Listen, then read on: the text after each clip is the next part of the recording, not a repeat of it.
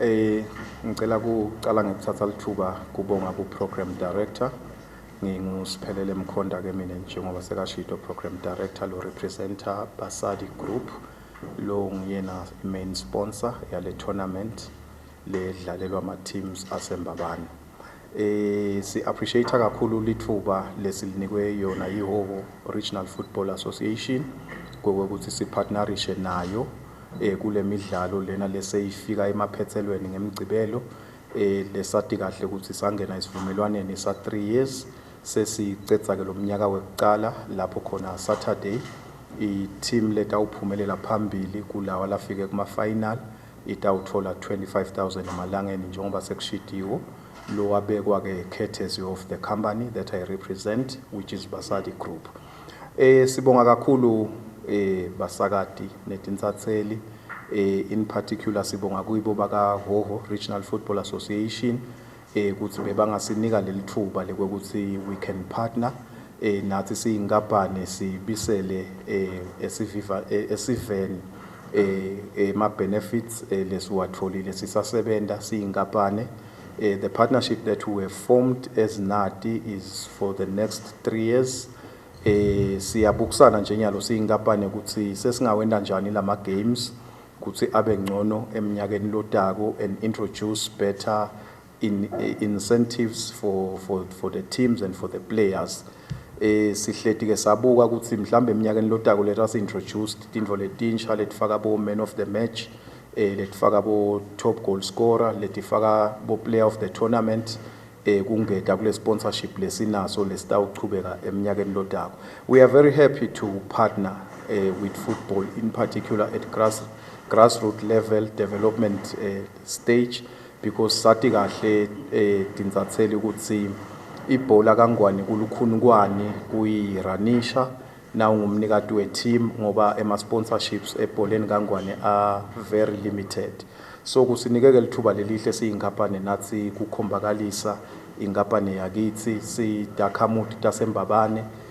Siyabonga kakhulu nakulama major beneficiaries la kungilama fans kokuthi participate. Solo iqalile le tournament lena akukabi nemsindvo kude lesikubonile lokuyi any form of violence kuyasijabulisa ke kakhulu. We also want to appreciate emaphoyisa eMbube la sibambisile solokudlalwa lemidlalo nemaphoyisa eMango la sisekele kakhulu ukuthi kube bede umsindo. Kude ke lokujabulisa sponsor njengengaphandle kokuthi ibrand leni promotako noma leni representako ingabi associated nemsindo neviolence. Siyababonga kakhulu nabo baka Hhohho ukuthi solo bayibambe kahle lemidlalo solo icalile konke kwenteka professional asikawuva umsindo ukuthi mhlambe bo Rafaela sebayasolakala sibendeni ema team sekayakhala konke lokubekwako ukuthi kutawenteka lokhu nganasikhathi nasi kwentekile njengoba kuthenjiswene. Kusenda ke siqinisekise ukuthi even next year we are committed ukuthi iqhubeke le tournament iphindze iqhubeke neminyakeni lomunye lolandzelako lokutabe sekuyi train yekugcina ke yale first initiative lesayilontsha yale tournament le. Sitawuze ke siyabuka ke after 2028 going forward nakuphela le tournament lo 3 years lona ukuthi sesenda njani.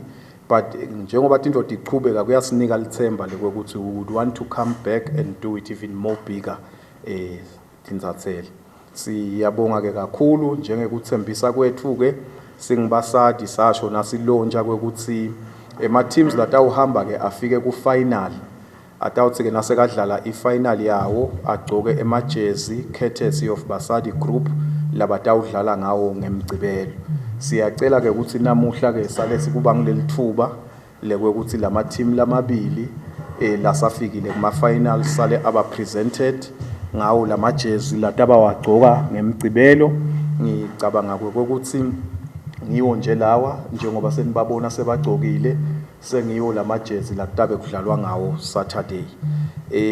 Sengikushito lokho tinzatheli ngicela kudumisa kakhulu president wayo ibhola babeshongwe lo sinikele lithuba nathi ukuthi singibasadi satiwe through lemidlalo yelibhola. Sibonga kakhulu na kuye Secretary General Babetsela laba simukele ngetandla totimbili sakha lobudlelwane sesifike ke la Saturday seyiphela khona the first tranche of lo 3 years wethu wale midlalo. Ngicabanga inkampani le ngiyirepresentako bengithume lokho, siyabonga kakhulu lithuba lesinalo namuhla. No, siyabonga umbuto lovuya ka observer. Ngicala ngale first part of the question. The reality is solo si partnerishile nale midlalo yebhola, in particular at grassroots level. We have received a lot of invitations from teams, and you'd be shocked, some of them, not some of them, one of the biggest in the countries in the Premier League. They've written several letters to us. They've asked several meetings to meet us because they want sponsorship for their football club. And the sponsorship labasifunago is in totality. They want us to take over the football club, but I will not say which one. We are in serious negotiations. We are thinking about it. It's an interesting opportunity, but I will leave it at that. Coming back to the second part of the question, the challenge is football Eswatini le mhlawumbe, it is my view. Letinye tinkampani mhlambe ticabanga ukuthi incane mileage longayithola through football Eswatini, kani mina I've realized solo sicalile kudlalisa le tournament sibakabasadi, I'm shocked ngale tinombolo lopikhanza etinkundleni tekudlala ukuthi bantu bayithanza kanganani ibhola. I was shocked to realize ngibone tinombolo tebantu letabakhona nga Good Friday etinkundleni tekudlala kwekuthi bosomabhizinisi siyaba invite futhi siyabacela siyabamema ibhola yelivela kangwane sihlangu semnikati singathuthuka bosomabhizinisi nabangadimisela bakucabange nabo seriously and become intentional kwekuthi bafake imali yabo ebholeni. eMaswati ayayithanza kakhulu ibhola. It is evidence based ngetinombolo lesitibonako thina nas attenda lama games nathi besingadi samangala nathi nakufika bakahoho batocela le sponsorship sathi ke asesikuzame sikubone. I am certain as I sit here we did not make the wrong decision to partner with football because now as I sit here kude la Swatini longadi ukuthi what is Basadi Group. I thank you.